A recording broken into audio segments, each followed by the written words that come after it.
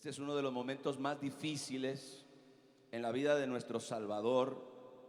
3 de los 4 evangelios registran con lujo de detalles este momento tan complicado, pero tan especial y tan determinante en el ministerio de Jesús. ¿Cuántos están listos hoy?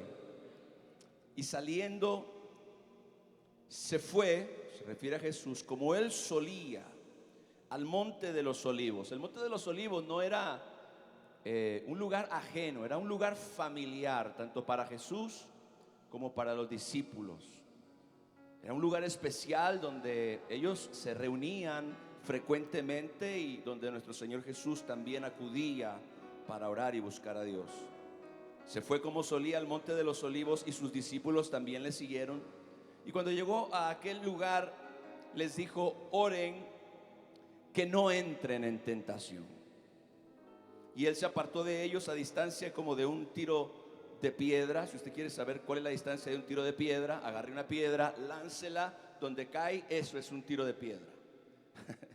Hay algunas cosas que la palabra de Dios no dice directamente, pero lo podemos deducir, lo podemos investigar. Y puesto de rodillas, oró diciendo, escuche esto: Padre, si quieres, pasa de mí esta copa, pero no se haga mi voluntad. Diga conmigo: no se haga mi voluntad, sino la tuya. Y se le apareció un ángel del cielo para fortalecerle.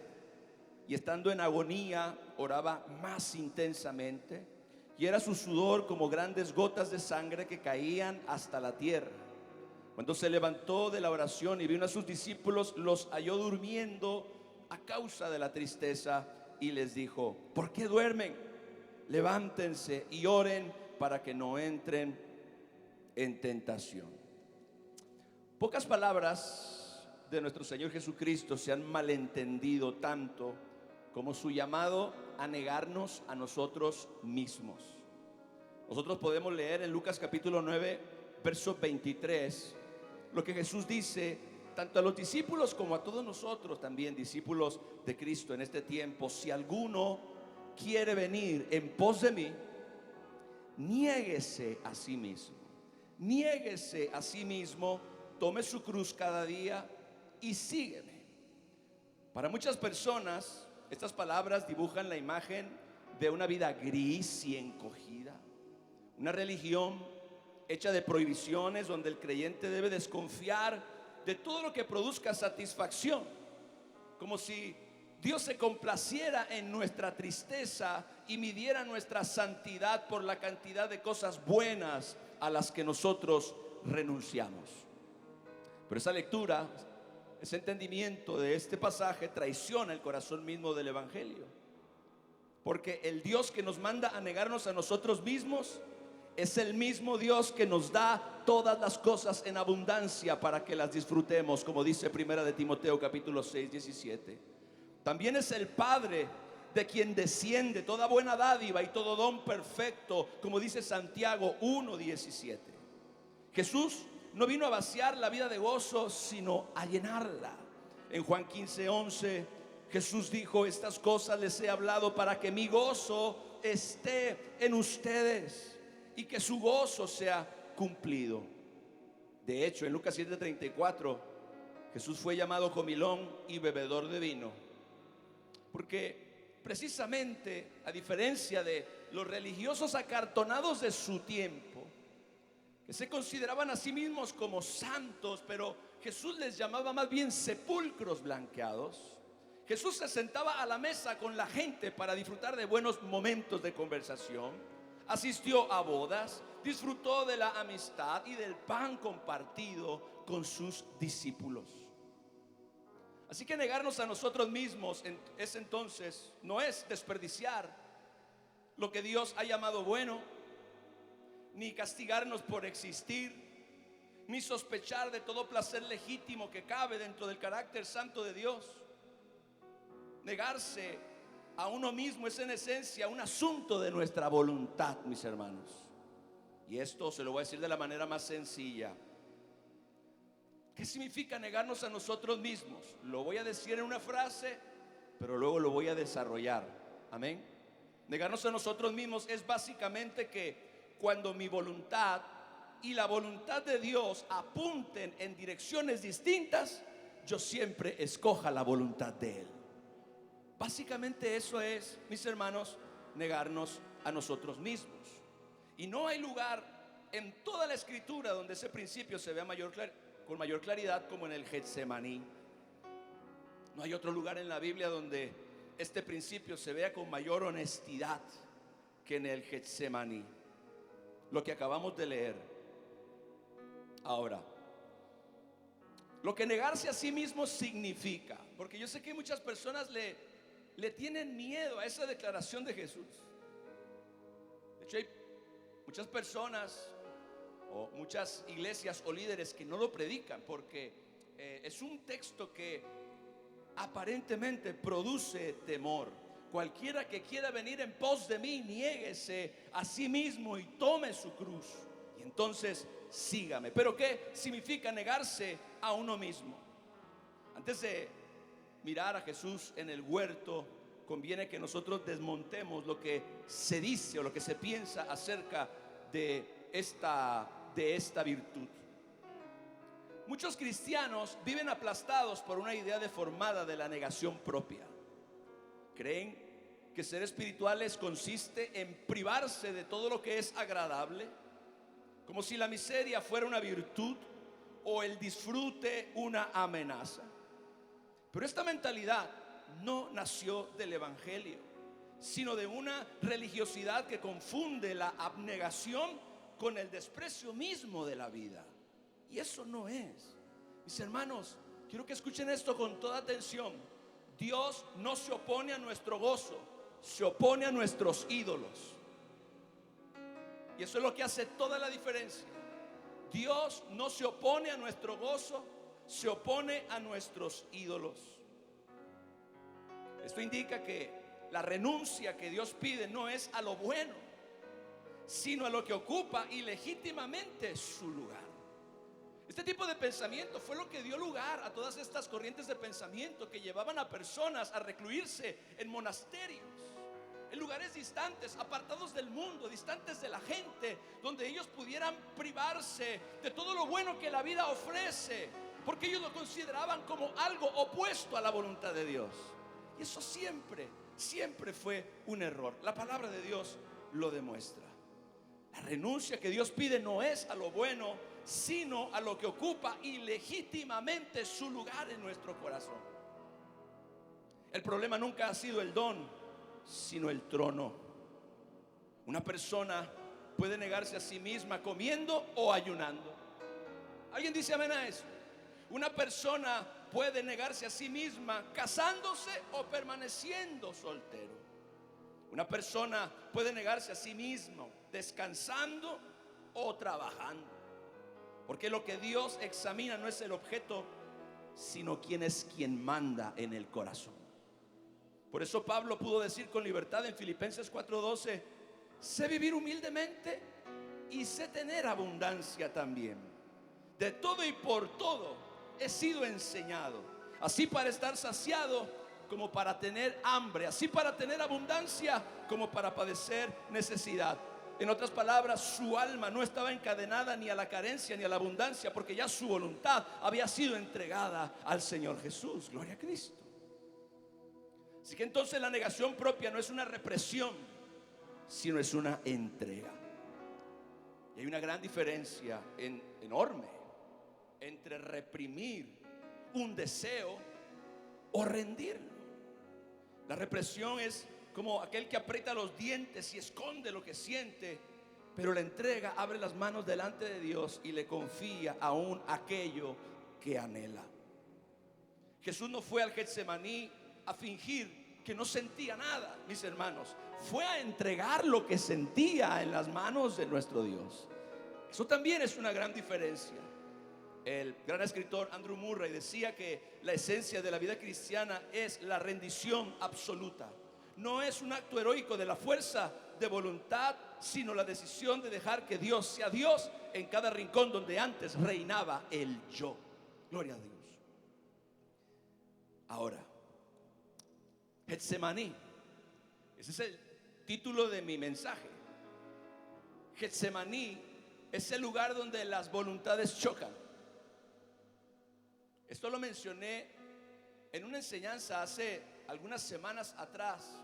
Lo pasé en alguno de los puntos que yo toqué específicamente ese día, y fue algo que se quedó grabado en mi corazón. Lo que Getsemaní representa, lo que Getsemaní realmente es, el lugar donde dos voluntades chocan. Ahora, escuche bien. La palabra Getsemaní, quizás usted nunca lo había investigado, pero esta palabra Getsemaní significa prensa de aceite. ¿Alguien dice amén? O sea, no es casualidad el nombre del huerto donde Jesús libró esta batalla. Getsemaní significa prensa de aceite, porque en la ladera del Monte de los Olivos, entre olivares centenarios, mi hermano, viejísimos, que hasta el día de hoy permanecen, en el Monte de los Olivos hay árboles que estaban presentes ya cuando nuestro Señor Jesucristo estuvo ahí, hasta el día de hoy. Árboles centenarios. Bueno, en esa ladera del Monte de los Olivos se levantaba una prensa donde las aceitunas eran exprimidas hasta rendir todo su tesoro, el aceite. Porque así es como se obtiene el aceite de oliva. Si usted no lo sabía, el verdadero aceite de oliva, claro, prensando la aceituna, exprimirla por completo hasta que suelta el aceite. No basta con recoger el fruto, hay que colocarlo bajo el peso de la prensa y presionarlo con fuerza una y otra vez hasta que la pulpa quebrada brote. De la pulpa quebrada brote el aceite, porque sin presión no hay aceite. ¿Alguien dice amén a eso? Sin presión no hay aceite. Así que detengámonos en esto, porque para mí fue profundamente revelador. El Señor entró al Getsemaní, precisamente el lugar cuyo nombre habla de prensado, y ahí en esa prensa de aceite Jesús mismo fue prensado también. Dice la Biblia que se angustió hasta lo sumo. La angustia lo apretó hasta lo más hondo, y de ese quebranto, de esa rendición absoluta, brotó la obediencia que redimió al mundo, que redimió al pecador, que redimió a todos aquellos que creen en él. Sabemos perfectamente que en la Biblia el aceite es figura del Espíritu Santo y de la unción. Eso lo puede leer usted en su casa. Primera de Samuel 16:13, Salmo 45 verso 7, Primera de Juan capítulo 2 verso 20. Pero aquí está la lección que tenemos que aprender.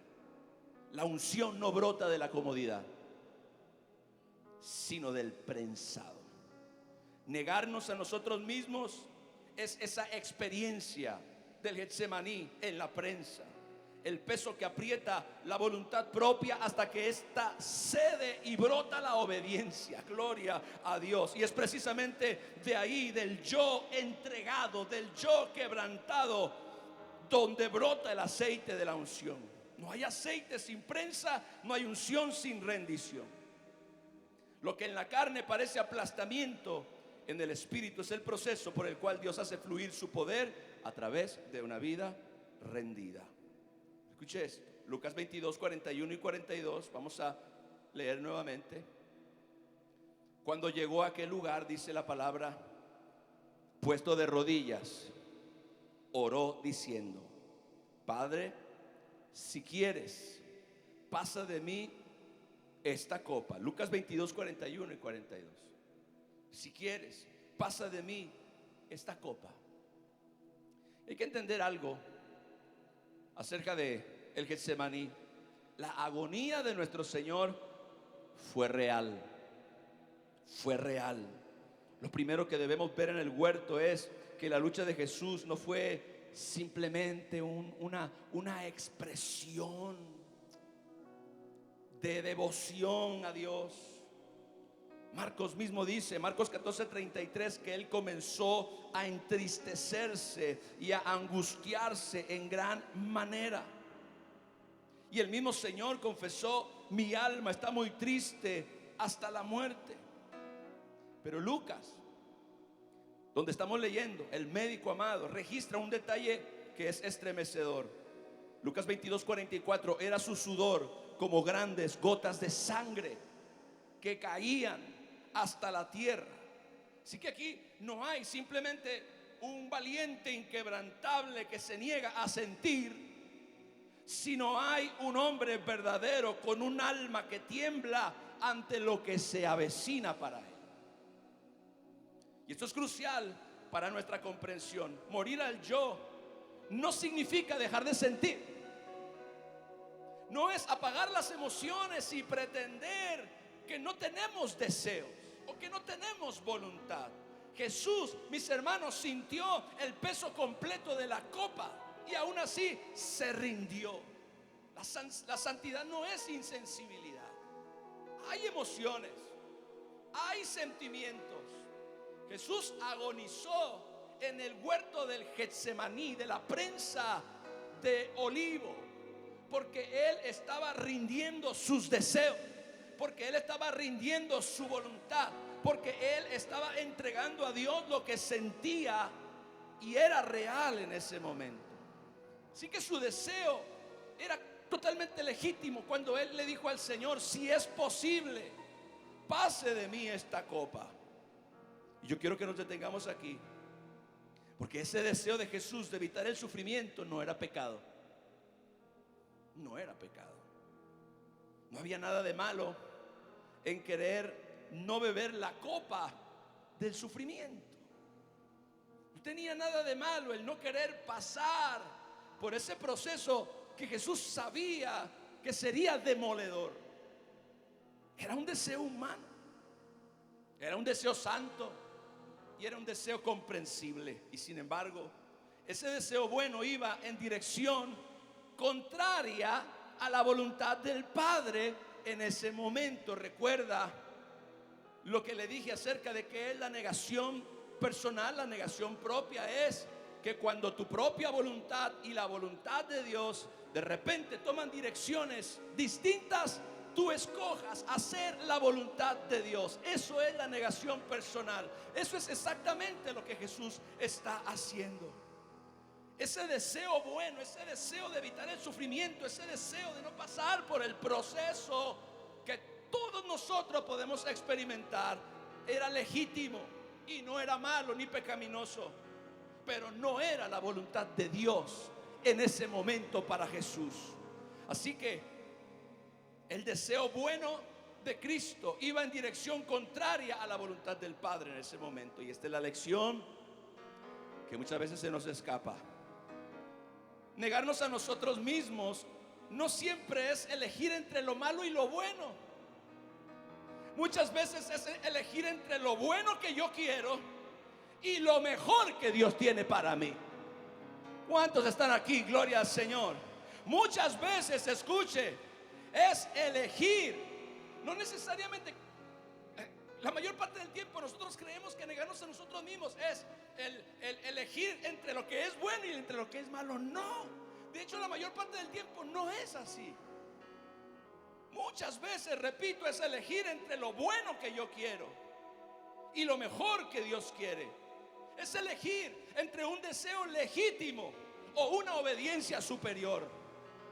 La cruz de Jesús, mis hermanos, no consistió en renunciar a un pecado, sino en rendir una voluntad santa a una voluntad más alta, que es la de Dios.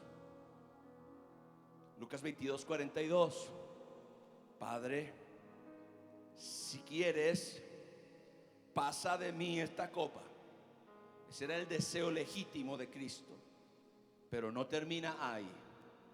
Pero no se haga mi voluntad, sino la tuya. Mire, toda la teología de la negación propia cabe en esta sola frase. Escuche. Toda la teología de la negación propia cabe en esta sola frase: que no se haga mi voluntad sino la tuya. Este es el lugar exacto, mis hermanos, donde nace la obediencia. Aleluya. Ese pero, no se haga mi voluntad, pero Padre, si quieres pasa de mí esta copa, pero, diga pero. Ese pero ahí es importante. Gloria a Dios, porque ese pero es el eje sobre el que gira la rendición. Es el momento en el que la voluntad humana de Jesús, plenamente real y plenamente buena, se inclina ante la voluntad del Padre. Y no se trató de que Jesús dejara de querer lo que quería, se trató de que quiso más la voluntad de Dios que la suya propia. Y ahí está la definición viva de negarse a sí mismo. Es el punto donde las dos voluntades se separan y entonces elegir siempre la de Dios. Note Mateo 26:44 que Jesús oró esto 3 veces. Mateo lo registra. 3 veces Jesús oró al Padre: Padre, si es posible pase de mí esta copa, pero no se haga mi voluntad sino la tuya. Padre, si es posible pase de mí esta copa, pero no se haga mi voluntad sino la tuya. Padre, si es posible pase de mí esta copa, pero no se haga mi voluntad sino la tuya. La rendición de Cristo no fue simplemente un impulso de valentía momentáneo, y esto es lo que yo quiero que usted entienda, sino fue una batalla sostenida en oración. Jesús no simplemente se llenó de valor y dijo: pues muero a mi voluntad y que se haga la de Dios. No, Jesús tuvo que librar una batalla en oración para poder rendir su propia voluntad. Nosotros debemos entender también cómo la oración juega un papel tan importante cuando nosotros realmente queremos hacer la voluntad de Dios. Las victorias más grandes del alma, mis hermanos, se libran de rodillas, en secreto, antes de que llegue la hora de la prensa pública. Aleluya. Jesús ganó la batalla del Calvario en el huerto. Jesús ganó la batalla del Calvario en el huerto, no en la cruz, porque ya Jesús había muerto a su voluntad cuando fue a la cruz. Así que en un sentido Jesús murió 2 veces. Eso lo dice Filipenses, el cual sufrió la muerte y muerte de cruz. Primero la muerte del yo, primero la muerte de sus deseos, primero la muerte de su voluntad, y entonces la muerte en la cruz del Calvario. Jesús ya iba muerto en un sentido a la cruz. Pero ¿en dónde? ¿En dónde Jesús ganó este conflicto? Y esto es algo que tú y yo tenemos que aprender. Jesús ganó este conflicto en oración. Él sostuvo una batalla en oración para rendir su propia voluntad, para entender, para simplemente confiar en Dios. Jesús ganó el Calvario en el huerto. Cuando llegaron los soldados, ya no había nada que decidir, porque la decisión había sido tomada en el lugar de la oración. Ahí Jesús había rendido su propia voluntad. Ahora escuche esto: la rendición no nos debilita, nos fortalece. Regresamos a Lucas 22:43. Noten el orden del texto. Verso siguiente: después de Padre, si quieres pasa de mí esta copa, pero no se haga mi voluntad sino la tuya. El verso 43 indica que se le apareció un ángel del cielo para fortalecerle. Aleluya.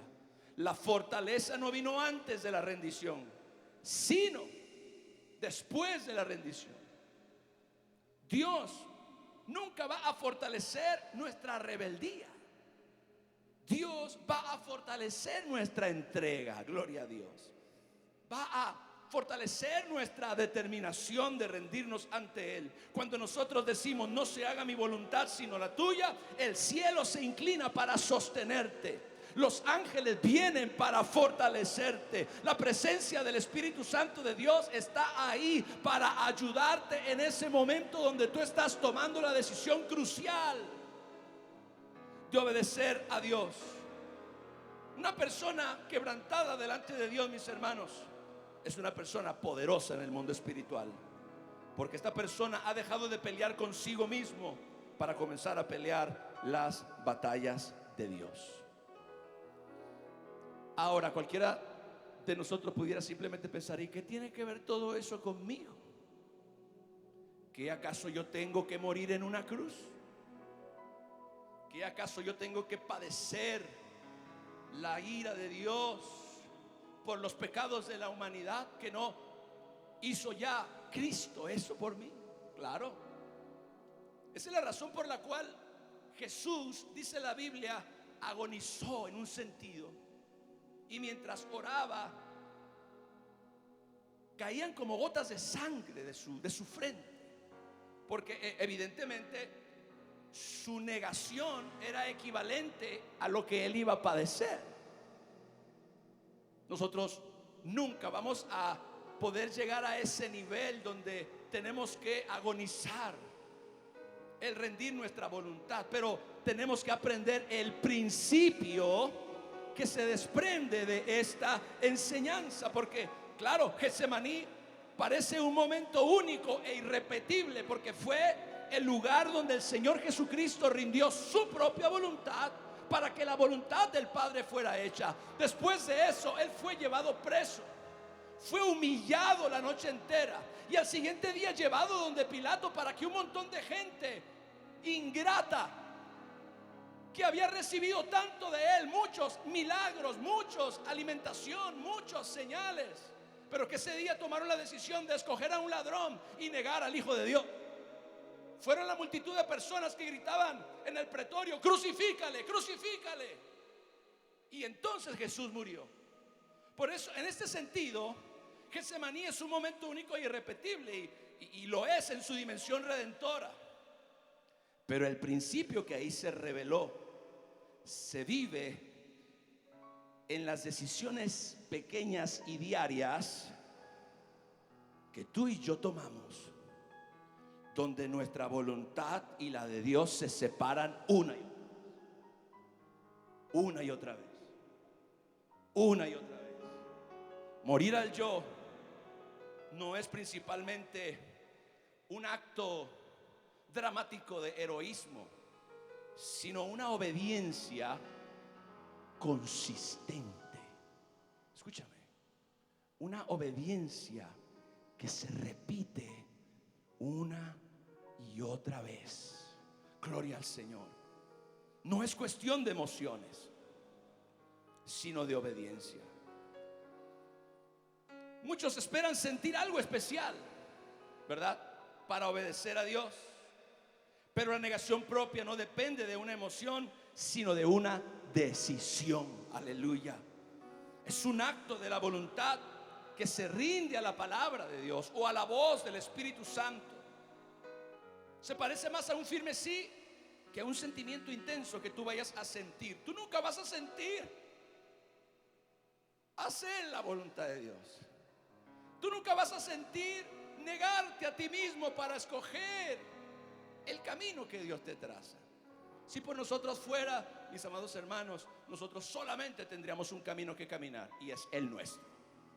Solamente tendríamos una voluntad a la cual estar sujetos, y sería nuestra propia voluntad. Habría solamente una persona sentada en el trono de nuestro corazón, y ese sería el yo. Aleluya. Esa es la realidad. Pero nuestras decisiones en esos pequeños momentos no son este gran Getsemaní de Jesús, pero sí son nuestro propio Getsemaní. Hello.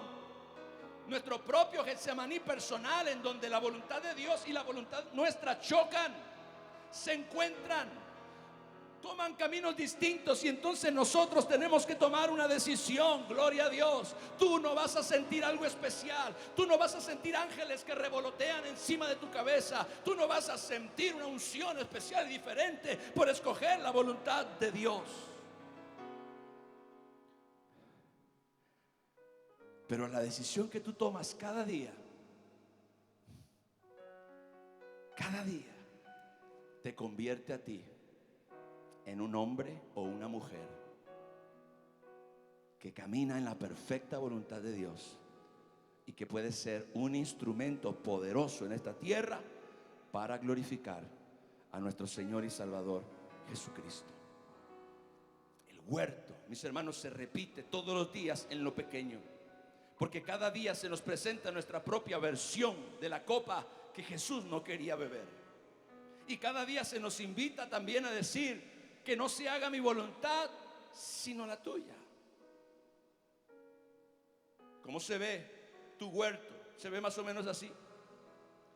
Cuando tú tomas la decisión de resistir el pecado, de resistir a la tentación, cuando la carne, la naturaleza humana reclama eso, anhela eso, desea eso. Sabemos perfectamente que la carne tiene esta inclinación natural hacia el mal, hacia el pecado. Es por eso que la tentación es poderosa, porque la oración,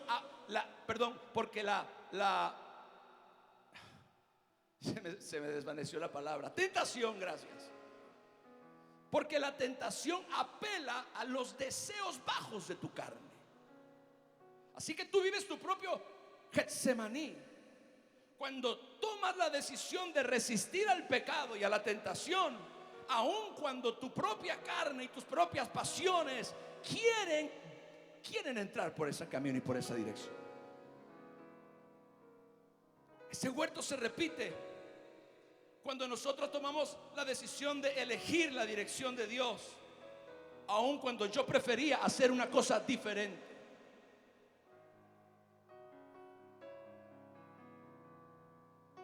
Quiero contarle un pequeño testimonio. Y usted sabe, yo no me glorío, simplemente lo uso como un medio educativo. El año pasado, una persona nos regaló un carro del año. Literalmente.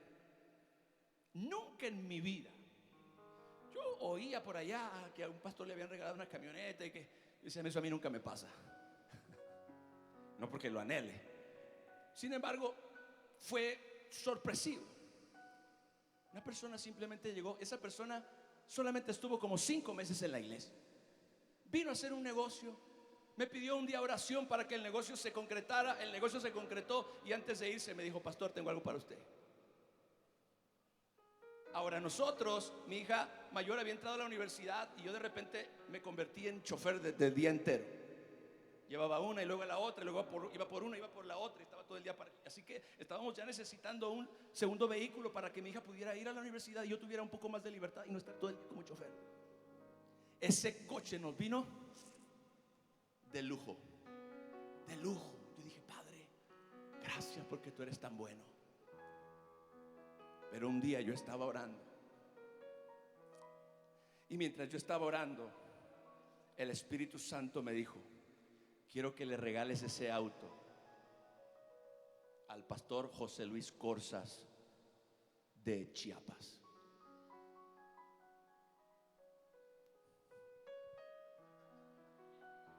Te reprendo, diablo.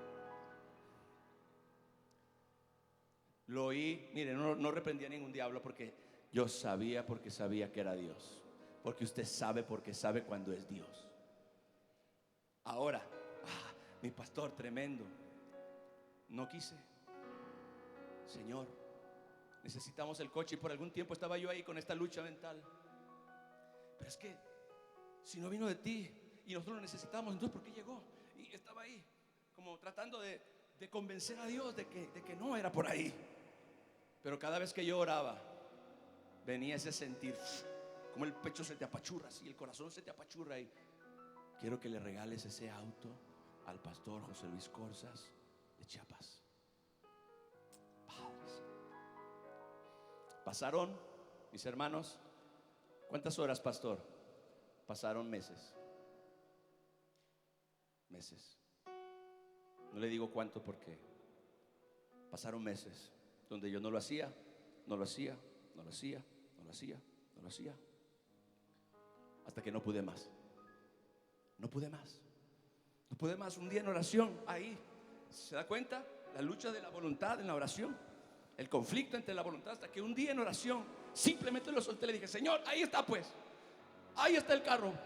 Ese mismo día, cuando terminé de orar, llamé al pastor y le dije: quiero que vengas a Guadalajara, pero solamente compra boleto de ida, no de regreso. Este pastor es un pastor que yo envié. Salió de esta iglesia. El hombre tenía un gran puesto en una compañía, Pepsi. Él trabajaba en Santa Fe, en el corporativo de Santa Fe. Ganaba muy bien, pero de repente Dios lo llamó al ministerio y él tomó la decisión de dejarlo todo, su trabajo, su vida cómoda en la Ciudad de México, para ir a Chiapa de Corzo, Chiapas, a abrir una iglesia desde cero.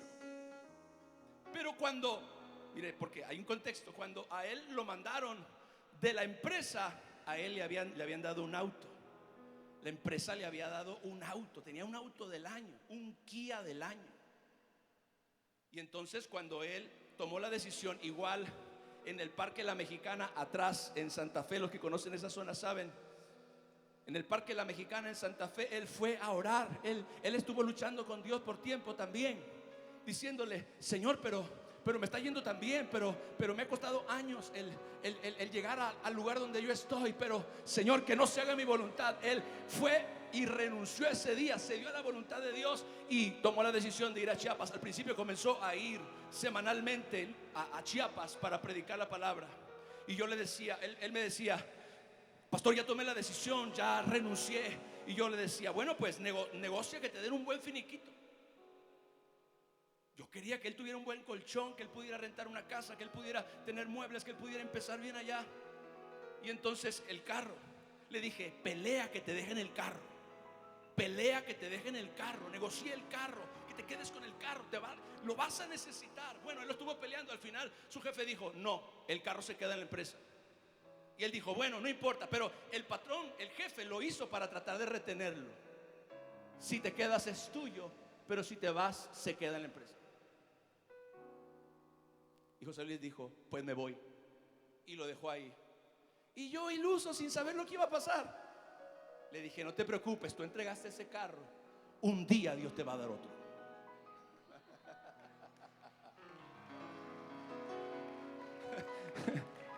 Ni me imaginaba. Y entonces ese día que yo tomo la decisión de sembrar ese carro, nunca había recibido un carro y mucho menos había sembrado un carro.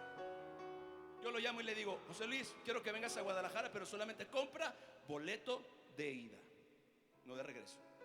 Él se espantó. Él pensó que yo lo iba a cambiar de ciudad, que yo le iba a decir que se regresara a Guadalajara. Él venía confundido, no sabía que él dice que le cayó como un temor. ¿Por qué tanto misterio? ¿Por qué no me dijo para qué voy? Y lo cité en mi casa. Y cuando él estaba ahí, ya mi esposa y yo habíamos hablado del asunto. Yo había hablado de esta situación con mi familia, con mis hijas, con mi esposa. Y entonces él llegó y estaban ahí, vino con su esposa, con su hijo. Estaban ahí con cara de ¿qué va a pasar? Entonces yo le dije: la razón por la cual yo te hice venir y que solamente compraras el vuelo de venida fue porque hace algunos meses el Señor me dijo que te regalara este carro. Y le puse las llaves en su mano. Y él se quedó así. No podía ni hablar. Yo tampoco. Y él estaba, y de repente sus ojos se comenzaron y su esposa igual, los dos comenzaron a llorar. Y entonces él dice: no lo puedo creer. Nosotros estábamos orando porque necesitábamos un carro. Él andaba en moto, mis hermanos. En moto, él iba y predicaba en una iglesia y luego tenía una obra en otro lado, visitaba a los hermanos. Él andaba en moto y cuando tenía que llevar a su esposa, tenía que montar a la esposa y al hijo en la moto. Estábamos orando, dice, por meses. Quizás él comenzó a orar cuando Dios me habló la primera vez, pero tuvieron que orar meses porque yo no lo solté al principio. Así que él tuvo que orar meses para que Dios me convenciera a mí. Y al final, cuando yo le puse el carro en la mano, Y él platicamos, él me agradece, él llora, tenemos una conversación, él me cuenta el testimonio de cómo ellos habían estado orando por el carro. Salimos para entregarle los papeles del carro, para firmar el endoso y para todo. Era un Kia del año, el mismo Kia que él entregó cuando él renunció a su trabajo para ir a Chiapas a abrir la iglesia.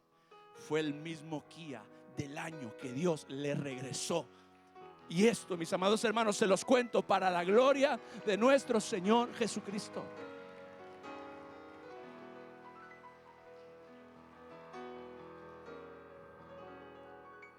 Ha sido una de las cosas más tremendas que me ha pasado, pero este huerto me encontró ahí. Y este huerto también te encuentra a ti cuando tú eliges la dirección que Dios te traza, aun cuando tú prefieras ir a otro lugar. ¿Sabes también cuando ese huerto se manifiesta en tu vida? Cuando Dios te llama a priorizar la oración por encima de tu teléfono y tus redes sociales. Cuando lo urgente está compitiendo con lo eterno en tu vida y tú sabes perfectamente que el Señor te está llamando a priorizarlo a Él, te está llamando a entregar eso en sus manos. El huerto se repite una y otra vez en nuestra vida cuando nosotros tenemos que dedicar tiempo a la palabra en lugar de apresurar nuestro día como si Dios fuera prescindible. Esas decisiones se toman todos los días. Ese huerto se repite en tu vida cuando tú tienes que perdonar al que te ofendió en vez de seguir guardando rencor. Ese huerto se manifiesta en tu vida cuando tú tienes que decir la verdad, aun cuando tu tentación es mentir. En cada una de estas escenas se libra en miniatura la misma batalla del Getsemaní. Y así es como tú y yo nos negamos a nosotros mismos. Cuando la dirección de la voluntad de Dios y la tuya se separan, y entonces tú decides obedecer a Dios. En cada una de estas batallas se te ofrece la misma gracia, el ángel que te fortalece cuando tú te rindes.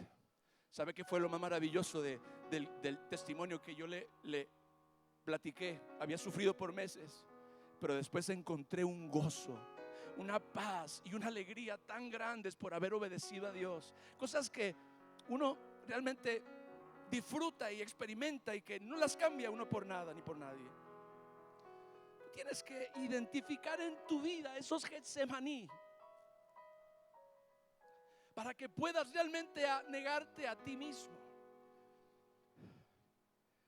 Y aquí está una verdad que creo yo que desarma para siempre esta percepción religiosa de que negarnos a nosotros mismos significa vivir una vida miserable. El camino de la negación propia no termina en la muerte, sino en la resurrección. Porque esta historia comenzó en el huerto, luego avanzó hacia el Calvario, avanzó un poco más hacia la tumba, pero al tercer día, gloria a Dios, el mismo que se había rendido en el Getsemaní resucitó para convertirse en el Señor de todas las cosas. Denle un aplauso al Rey, aleluya. Escúchame, el camino de la negación propia no termina en muerte, termina en vida. Y esto lo dijo Jesús en Mateo 16:25. Porque todo aquel que quiera salvar su vida la perderá, pero todo aquel que pierda su vida por causa de mí la hallará. Jesús no le prometió miseria a los que se niegan a sí mismos, prometió que hallarían la vida verdadera. Gloria al Señor. La copa que bebió en el huerto, Jesús desembocó en una tumba vacía y una victoria absoluta sobre el reino de las tinieblas. Porque Getsemaní no es el final, es el camino hacia la vida y la resurrección. Getsemaní no es el final, Getsemaní es el camino hacia la resurrección. El que rinde su voluntad a Dios no pierde el gozo, lo encuentra un gozo indescriptible por hacer la voluntad de Dios. El que rinde su voluntad a Dios no pierde el gozo, sino que lo encuentra donde en verdad habita, no en imponer mi propia voluntad y mis propios deseos, sino descansar y confiar en la voluntad de Dios. Salmo 16:11 dice: en tu presencia hay plenitud de gozo y delicias, a tu diestra para siempre. El yo aferrado a su trono es un amo cruel que nunca se sacia, pero la voluntad entregada a Dios es la libertad que siempre deseaste y que no sabías que existía. Por eso la negación propia, lejos de empobrecer tu vida, la ensancha. Gloria a Dios. Termino. Negarnos a nosotros mismos no es firmar un pacto con la tristeza. Es entrar en la escuela del Getsemaní, donde aprendemos a decir, a veces con lágrimas, pero con el corazón: Señor, que no se haga mi voluntad sino la tuya. Ahí no se nos pide que dejemos de sentir, ni que despreciemos lo bueno que Dios nos ha dado, ni que vivamos encogidos y temerosos del gozo. Se nos pide algo más profundo y más liberador: que en cada bifurcación donde tu voluntad y la de Dios se separen, tú elijas siempre la de Él. Esa, mis hermanos, es la cruz que tú y yo debemos tomar cada día. Y es también, paradójicamente, el único camino a la vida que de verdad vale la pena vivir. Porque al otro lado de cada Getsemaní hay una resurrección, y hay un avance, y hay un gozo, y hay una paz que Dios quiere que tú experimentes. Y este Padre maravilloso que nos vio inclinarnos hacia Él en el huerto, nos espera con fortaleza y bendición para el camino y gozo para nuestra alma. Levanta tus manos al Señor, por favor. Yo quiero que hoy reflexiones, medites en esta palabra. Negarnos a nosotros mismos es simplemente tomar la decisión de hacer lo que Dios pide cuando lo que yo quiero es diferente. Dios y Padre, pido que el Espíritu Santo de Dios pueda llevar esta palabra, Señor, a lo más profundo del corazón. Pueda llevar esta palabra a lo más profundo del alma, para que nosotros, Señor, podamos distinguir esos pequeños Getsemaní que también libramos. Gracias a que Cristo libró el más grande Getsemaní, porque eso fue la puerta de nuestra salvación, la puerta de nuestra redención, la puerta de nuestra victoria. Pero que como Él, Señor, también siguiendo su ejemplo en cosas definitivamente mucho más pequeñas comparadas con lo que Él entregó, nosotros podamos tomar la decisión de negarnos a nosotros mismos para escoger su perfecta voluntad. Dios y Padre bueno, te adoramos, te bendecimos y te damos gracias en el nombre de Jesús.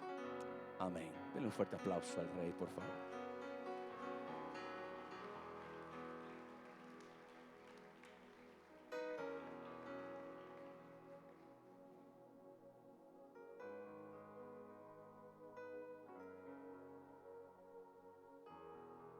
Dios es bueno, amén. ¿Cuántos creen que Dios es bueno? Dígaselo. Gracias, Señor, porque tú eres bueno y porque para siempre es tu misericordia. Gracias, Señor. Empieza a adorar. Toma un momento para preparar tu corazón para la Santa Comunión. Un tiempo para reflexionar en la necesidad tan grande que tenemos de la ayuda del Espíritu Santo cada día de nuestra vida. Y en que nosotros podamos mantener una conexión continua con el Señor Jesús. Que nuestra vida pueda ir dando cada vez más fruto. Que nuestra vida pueda ir madurando. Quizás no hemos llegado, pero no te frustres. Sigue avanzando. Sigue buscando la gracia de Dios.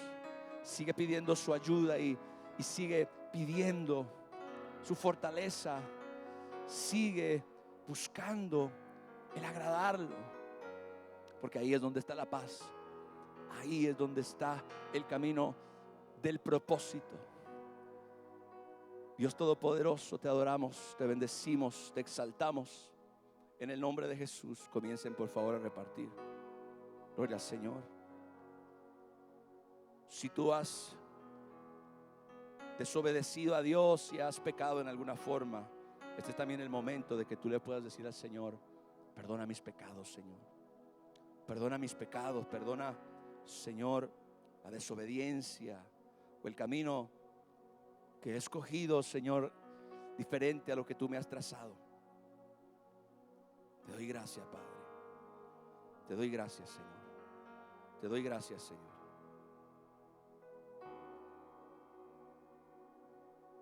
Te doy gracias, Señor.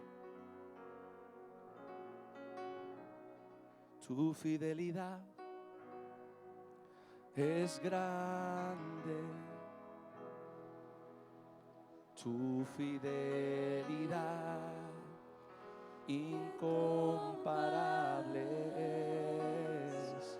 Nadie como tú, bendito Dios. Grande es tu fidelidad. Tu fidelidad, díselo. Tu fidelidad es grande. Tu fidelidad incomparable es. Nadie como tú, bendito Dios. Grande es tu fidelidad. Una vez más, dile: tu fidelidad. Tu fidelidad es grande. Tu fidelidad incomparable es. Nadie como tú, bendito Dios. Grande es tu fidelidad. Grande es tu fidelidad. Grande es tu fidelidad. ¿Cuántos saben que la fidelidad de nuestro Dios es grande? Gloria al Señor. Vamos a leer Lucas, ya que estamos en Lucas, capítulo 22, a partir del verso 14. Gloria a ti, Jesús. Cuando era la hora, se sentó Jesús a la mesa y con él los apóstoles, y les dijo: cuánto he deseado comer con vosotros esta Pascua antes que padezca, porque os digo que no la comeré más hasta que se cumpla en el reino de Dios. Y habiendo tomado la copa, dio gracias y dijo: tomad esto y repartidlo entre vosotros, porque os digo que no beberé más del fruto de la vida hasta que el reino de Dios venga. Y tomó el pan y dio gracias. Dios y Padre, te damos gracias por el cuerpo de nuestro Señor Jesucristo, que fue entregado por nuestras transgresiones, pero resucitado para nuestra justificación. El profeta Isaías dijo en el capítulo 53 de su libro: mas él herido fue por nuestras rebeliones, molido por nuestros pecados. El castigo de nuestra paz fue sobre él, y por su llaga fuimos nosotros curados. Te damos gracias, Señor, porque nos diste a tu Hijo para sufrir el castigo que merecían nuestros pecados. Y gracias a esa entrega, Señor, nosotros podemos recibir ahora perdón, salvación y misericordia. Participe del cuerpo de nuestro Señor.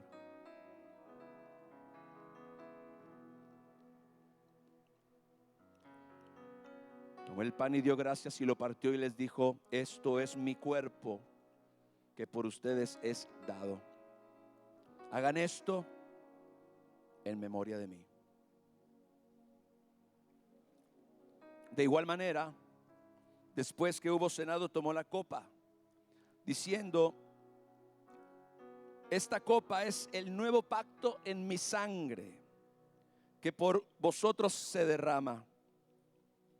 Padre, te damos gracias por la sangre del Cordero que fue derramada para el perdón de nuestros pecados, Señor. Tu palabra dice que la sangre de Jesucristo, tu Hijo, nos limpia de todo pecado, y que la sangre del Cordero limpia nuestras conciencias de obras muertas para que te sirvamos a ti, el Dios vivo. Tu palabra dice que nos hemos acercado a la sangre rociada, que habla mejor que la de Abel, la sangre que nos ha redimido para ti, nuestro Dios, de todo linaje, pueblo, lengua y nación. Participamos de la sangre. Esta copa es el nuevo pacto en la sangre, dijo Jesús, que por nosotros se derrama. Participe de la sangre del Señor.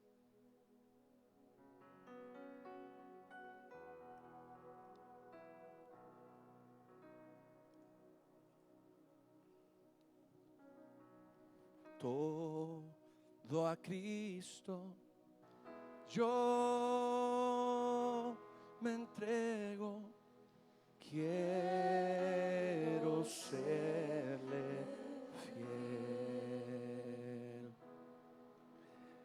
Yo me rindo a Él. Yo me rindo a Él. Todo a Cristo yo me entrego, quiero serle fiel. Todo a Cristo yo me entrego, diga. Todo a Cristo yo me entrego, quiero serle fiel. Apláudele a Jesús, aleluya.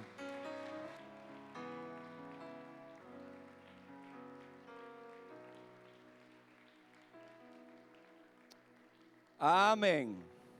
¿Cuántos le dan gloria a Dios en este día? ¿Cuántos están bendecidos hoy por esta reunión que Dios nos concedió? Dele gracias al Señor.